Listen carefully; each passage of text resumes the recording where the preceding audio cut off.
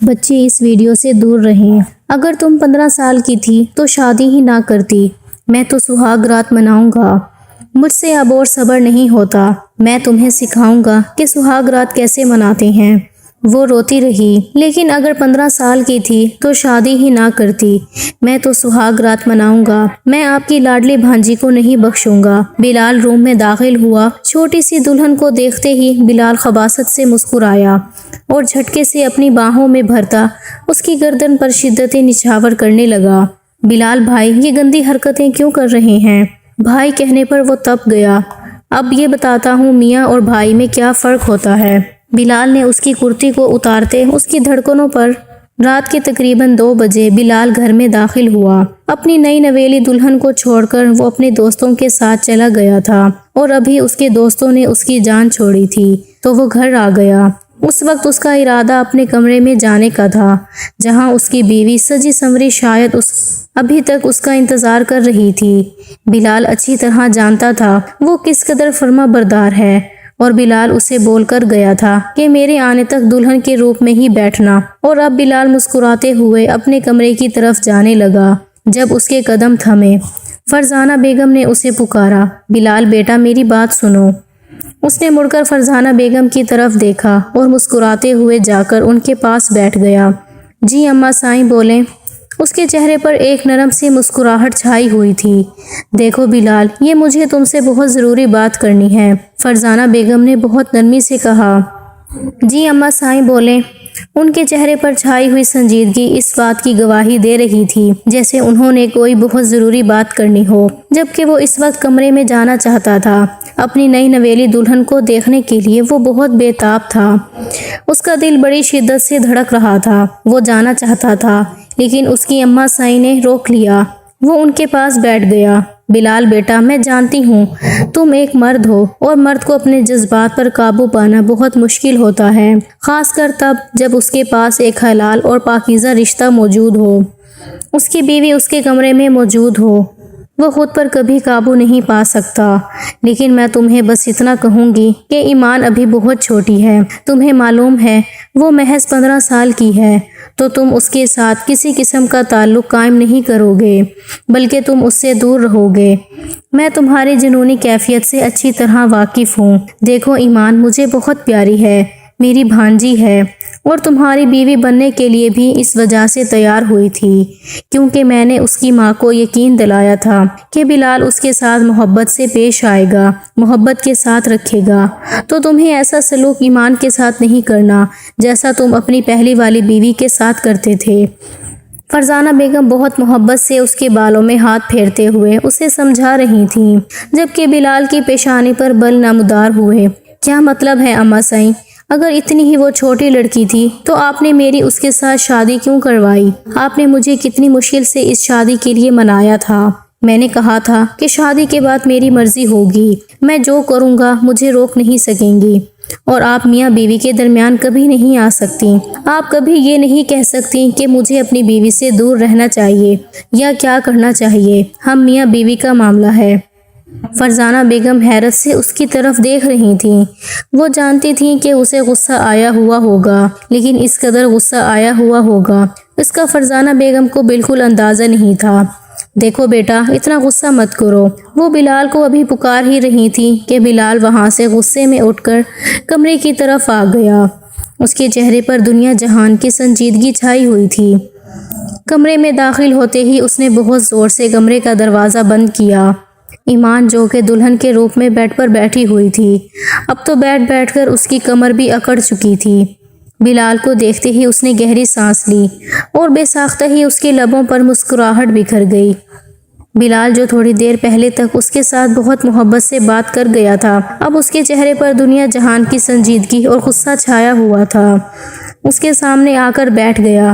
تمہارا بھی یہی خیال ہے کہ میں شادی کی پہلی رات ہی اپنا حق تم سے وصول نہ کروں، بلکہ تمہاری کم عمری کا خیال کر کے پیٹھ موڑ کے سو جاؤں؟ وہ غصے میں بول رہا تھا۔ کیا مطلب ہے؟ مجھے آپ کی باتوں کی سمجھ نہیں آئی۔ ایمان کے دل میں عجیب طرح کی ہلچل مچی ہوئی تھی۔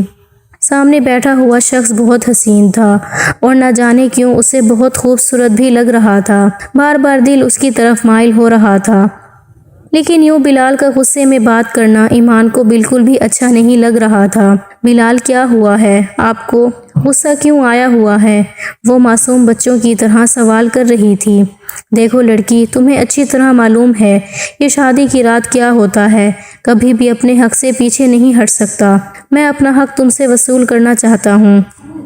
ایمان جو صرف اتنا جانتی تھی شادی ہوتی ہے، اچھے اچھے کپڑے پہننے کو ملتے ہیں، اسے تو کچھ بھی نہیں معلوم تھا۔ اب بلال کی باتیں اسے پریشان کر رہی تھیں، اسے بالکل بھی اندازہ نہیں تھا۔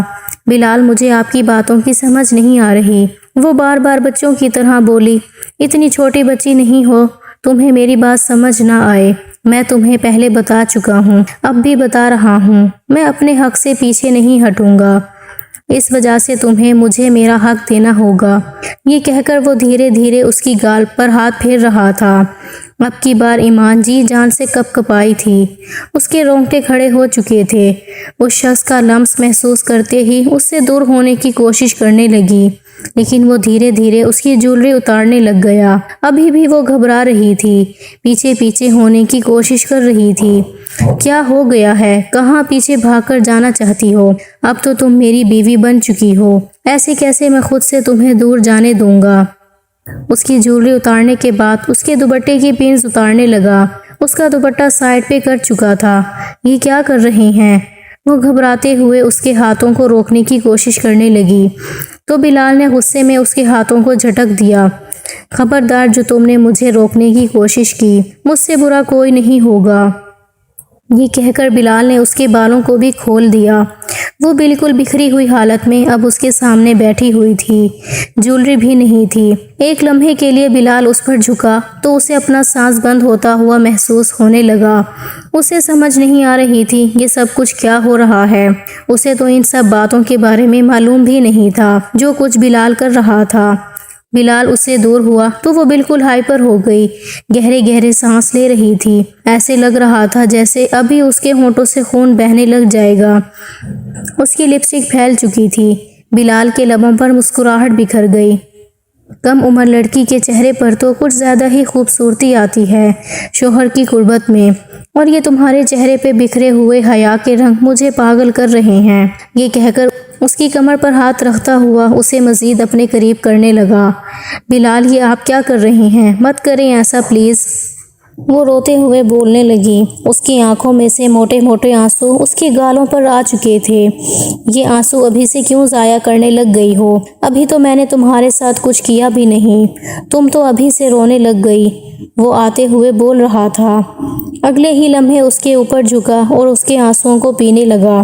اس کا جیسے جیسے وہ لمس محسوس کر رہی تھی اس کا دل سوکھے پتے کی مانند لرزنے لگا تھا۔ مت کریں ایسا پلیز، وہ روتے ہوئے بولی۔ کیا ہو گیا ہے؟ اتنا زیادہ ڈر کیوں رہی ہو؟ ابھی تو شروعات ہے، ابھی تو میں نے کچھ کیا بھی نہیں، تم رونے لگ گئی۔ وہ دوبارہ اس کے اوپر جھکنے لگا جب ایمان کا ہاتھ اٹھ گیا، زوردار تمانچہ اس کے منہ پر رسید کیا۔ یہ دیکھ کر تو اس کا دماغ گھوم گیا۔ یہ تھپڑ محض اس کے منہ پر نہیں بلکہ اس کی انا کو لگا تھا جو سامنے بیٹھی ایک معمولی سی لڑکی نے اسے لگایا تھا۔ تم ابھی جانتی نہیں ہو میں کون ہوں، محبت سے تمہارے ساتھ پیش آ رہا تھا تو تم آگے سے کچھ زیادہ ہی چوڑی ہو گئی ہو، تمہاری ہمت کیسی ہوئی مجھ پر ہاتھ اٹھانے کی؟ وہ غصے میں چلاتا ہوا بولا تو ایمان گھبرا گئی۔ سوری، میں بالکل بھی آپ کو نہیں مارنا چاہتی تھی، وہ روتے ہوئے بولی، لیکن وہ ایمان کو بالوں سے پکڑتا ہوا پیچھے بیڈ پر پھینک چکا تھا۔ ابھی بتاتا ہوں میں تمہیں، بلال بھائی پلیز ایسا مت کریں، وہ گھبراتے ہوئے بولی۔ جلد بازی میں اسے بھائی بول گئی، ہمیشہ کی طرح اسے بھائی ہی کہتی تھی۔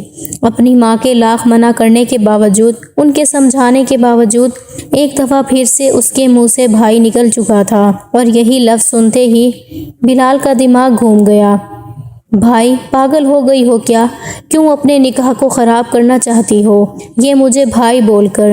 خبردار جو دوبارہ سے تمہاری زبان سے بھائی نکلا، بلکہ میں تمہیں سمجھا دیتا ہوں، میں تو تمہارا شوہر ہوں، بھائی اور شوہر میں کیا فرق ہوتا ہے میں ذرا تمہیں آج کی رات سمجھاؤں گا۔ یہ کہہ کر وہ اس کے اوپر جھکتا چلا گیا، روتے ہوئے اس کے سینے پر مکے مار رہی تھی، اسے دور کرنے کی کوشش کر رہی تھی۔ اس وقت وہ مکمل طور پر اذیت اور تکلیف سے گزر رہی تھی۔ مت کریں ایسا، وہ روتے سسکتے ہوئے بولی، لیکن وہ رات بھر اپنی شدت نچھاور کرتا رہا۔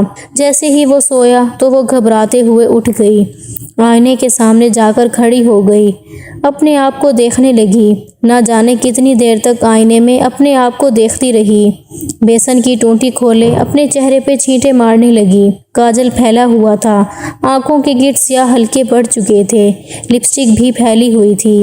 شاور لینے کے بعد فریش ہونے کے بعد وہ باہر آئی تو وہ بہت سکون کی نیند سو رہا تھا، لیکن وہ ڈر رہی تھی یہ سب کچھ کیا ہوا تھا اس کے ساتھ۔ وہ فوراً کمرے سے باہر چلی گئی۔ اگر اتنی رات بلال اسے کمرے سے باہر جاتا ہوا دیکھ لیتا تو ضرور اسے بہت برے طریقے سے پیش آتا۔ وہ روتی سسکتی رہی۔ اب اس کا ارادہ فرزانہ بیگم کے کمرے میں جانے کا تھا۔ کمرے سے نکلنے کے بعد وہ فرزانہ بیگم کے کمرے کی طرف گئی، دروازے پر دستک دی تو کافی دیر تک فرزانہ بیگم نے دروازہ نہیں کھولا۔ پھر اس نے ناپ گھمایا اور کمرے میں داخل ہو گئی۔ اتنے میں سوئی ہوئی فرزانہ بیگم بھی اٹھ چکی تھیں۔ اتنی رات کو اپنے کمرے میں دیکھ کر وہ تھوڑی پریشان ہوئیں۔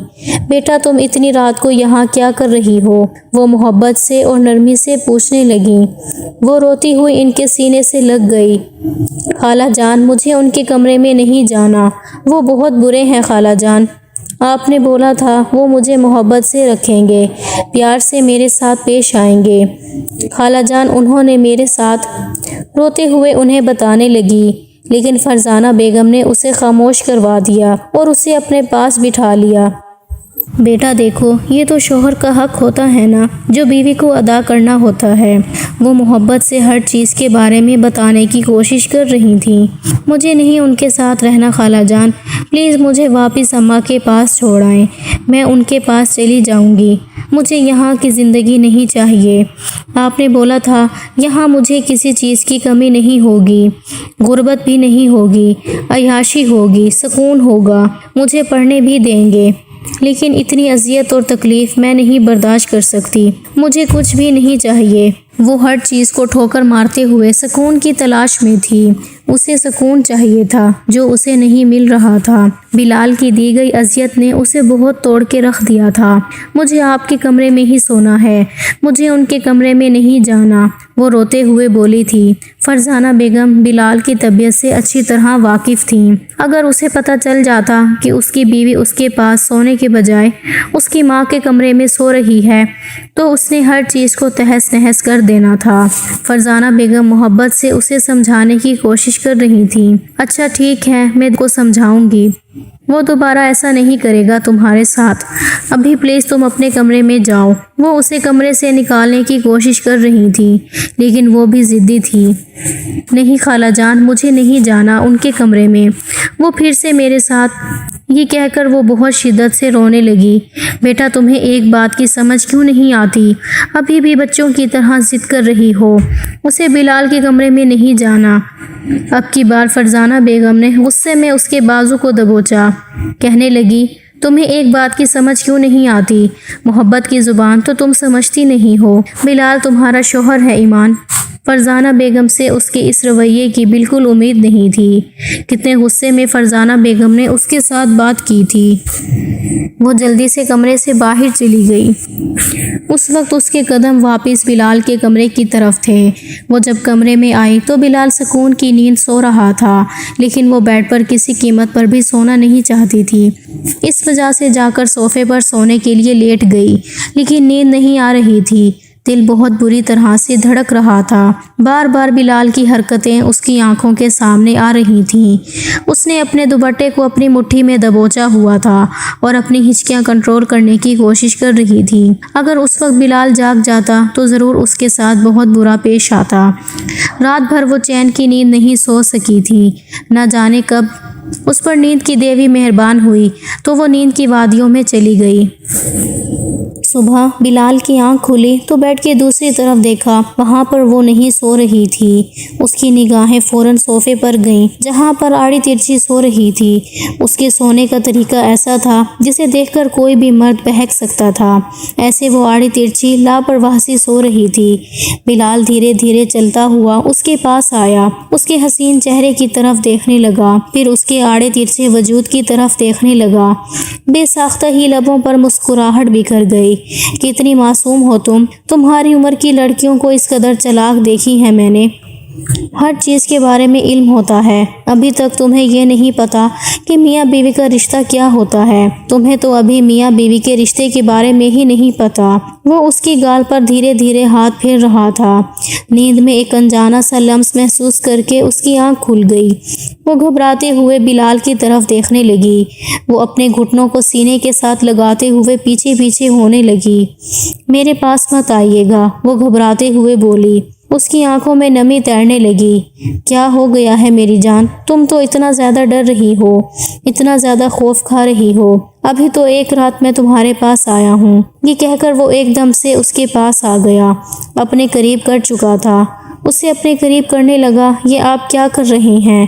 پلیز مجھ سے دور رہیں۔ وہ گھبرا رہی تھی، اس کے لب کپ کپا رہے تھے، آنکھیں پھر سے بھیگنے لگ گئی تھیں۔ خبردار، تم نے رونا شروع کیا۔ روتی ہوئی تم مجھے بالکل بھی اچھی نہیں لگتی۔ تمہیں معلوم ہے میری پہلے والی بیوی تھی نا کمبخت، روتی بہت زیادہ تھی اور مجھے چڑ سی ہوتی تھی۔ پھر تمہیں معلوم ہے جب روتی تھی تو کیا کہتا تھا میں؟ کسی اور کی طرح اتنے ظلم تو نہیں ڈھاتا۔ اس کے نازک لبوں پر میں بہت ظلم کرتا تھا۔ اب کی بار ایمان کے لبوں کو انگوٹھے کے ساتھ سہلاتا ہوا بولا۔ اس کا لمس محسوس کر کے وہ بہت زیادہ کانپ رہی تھی، اسے خود سے دور کرنے کی کوشش کر رہی تھی۔ اس کا جی چاہ رہا تھا زمین پھٹے پھر اس میں سما جائے۔ پلیز آپ یہاں سے چلے جائیں، میرے پاس مت آئیں، وہ روتے ہوئے بول رہی تھی۔ اگلے ہی لمحے اسے اپنی باہوں کے حصار میں اٹھاتا ہوا بیڈ کی طرف لے جانے لگا۔ میری جان، شوہر کا تو حق ادا کرو، جب شوہر کو تمہاری ضرورت ہوگی اس کے پاس آ جایا کرو نا۔ یہ کہہ کر اس کے اوپر جھکا تھا۔ وہ چیخنے لگی تھی۔ چیخ چیخ کر اس نے پورے گھر کو سر پر اٹھا لیا تھا۔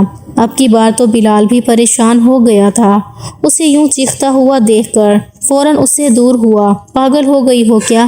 لڑکی تمہارا دماغ خراب ہو گیا ہے۔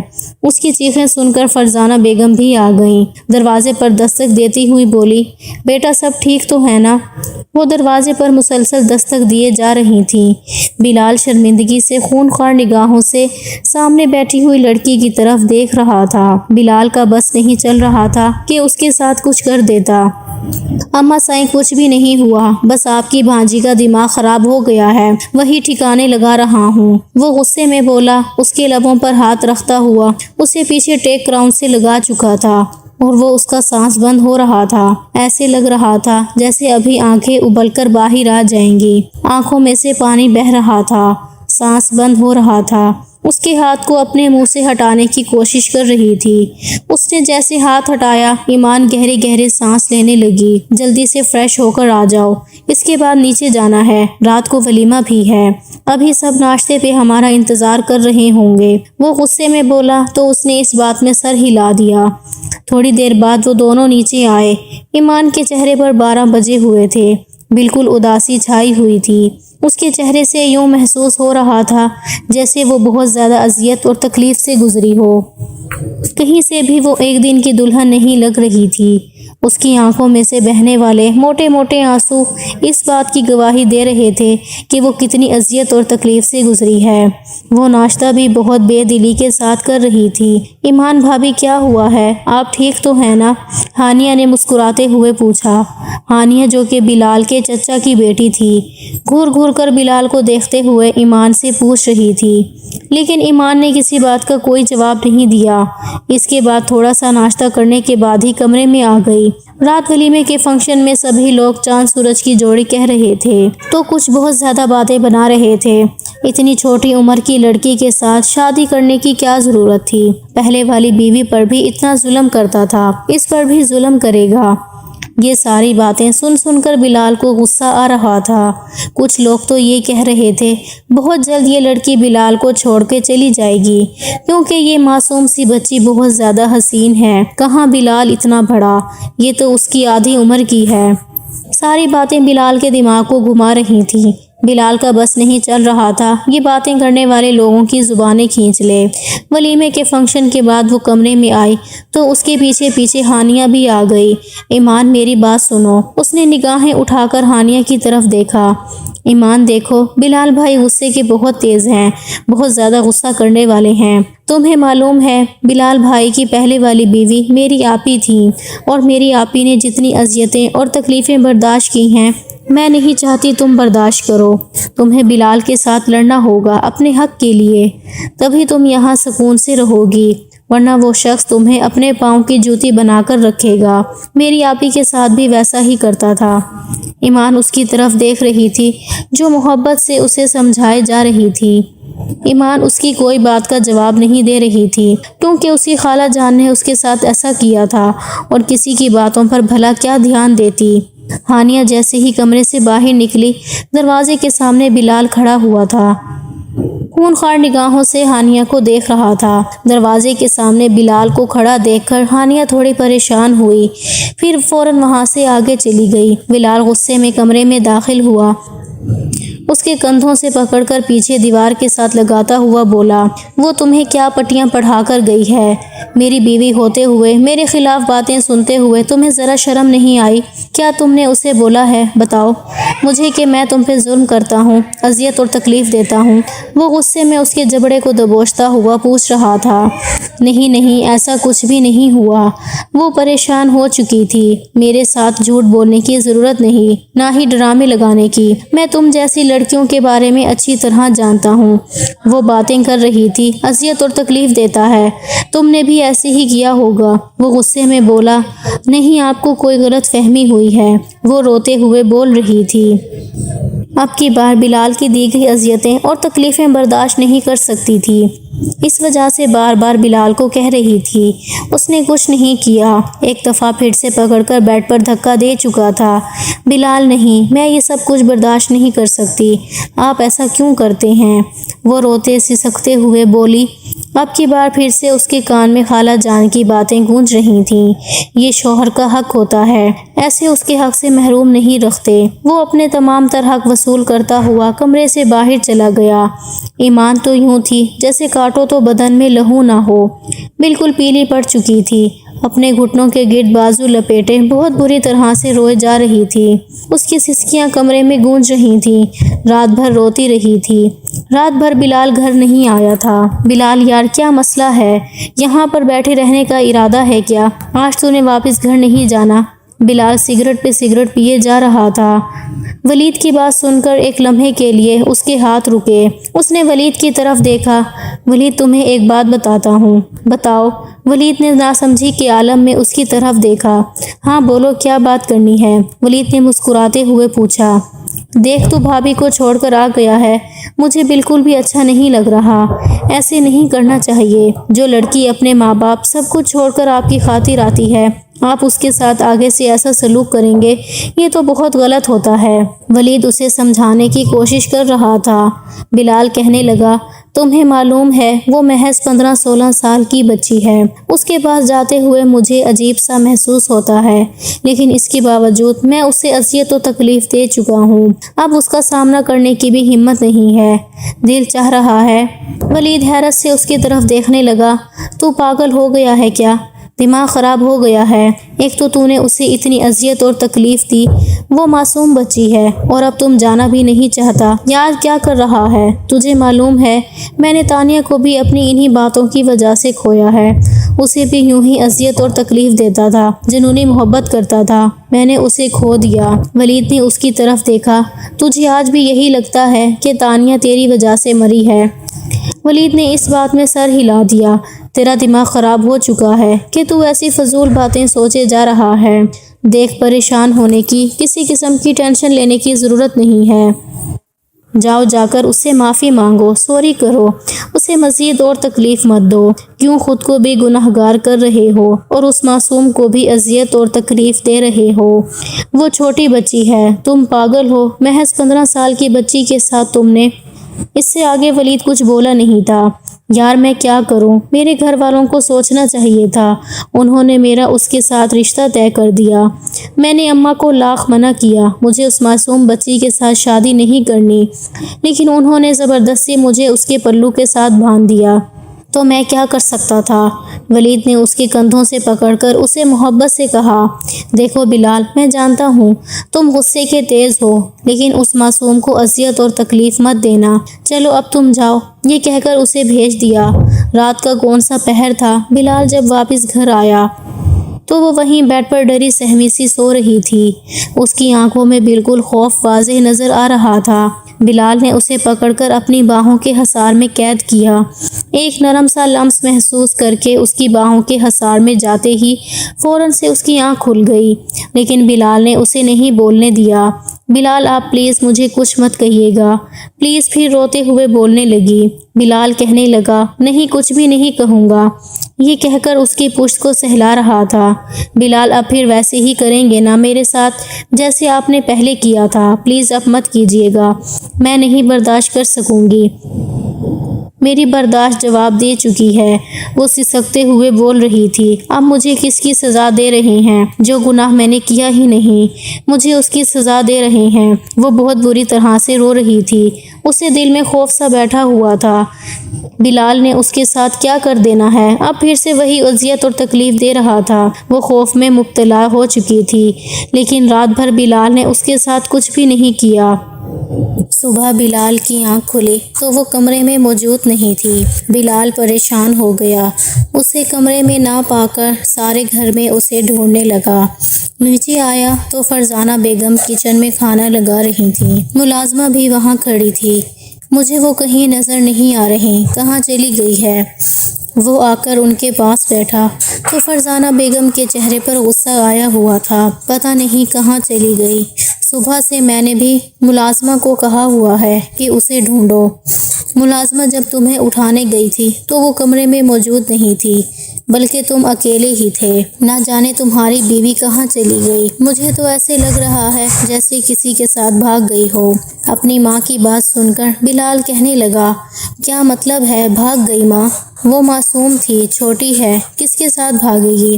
وہ اپنی ماں کی آنکھوں کی طرف دیکھتا ہوا بولا، دیکھو بیٹا، مجھے یہی لگ رہا ہے، وہ جتنی معصوم نظر آتی ہے اتنی تھی نہیں۔